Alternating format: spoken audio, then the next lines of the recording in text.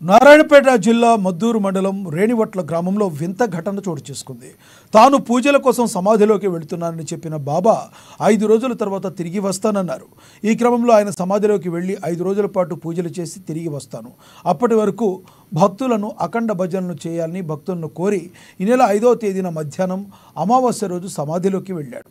లోపల ఉండి పూజలు చేస్తూ ఉండగా భక్తులు ఆ సమాధిని తెరవకుండా మూసి ఉంచి అఖండ భజనలు చేస్తూ వచ్చారు. ఈ విషయం బయటపడకుండా భక్తులు జాగ్రత్త పడినప్పటికీ పోలీసులకు సమాచారం అందింది.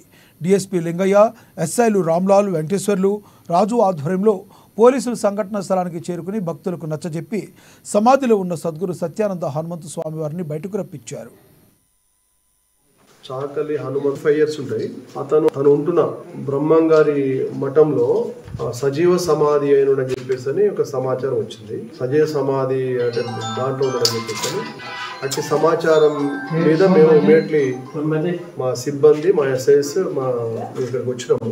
ఇమీడియట్లీ వచ్చేసి ఇక్కడ పరిశీలించిన తర్వాత వాళ్ళ కుటుంబ సభ్యులతో మాట్లాడిన తర్వాత తెలిసింది ఏంటంటే అతను సమాధి పర్పస్ లో కాదు, అతను వాళ్ళ కుటుంబ సభ్యులు, కొడుకు ఉన్నాడు, ఆయనకు 2 కూతురు ఉన్నారు.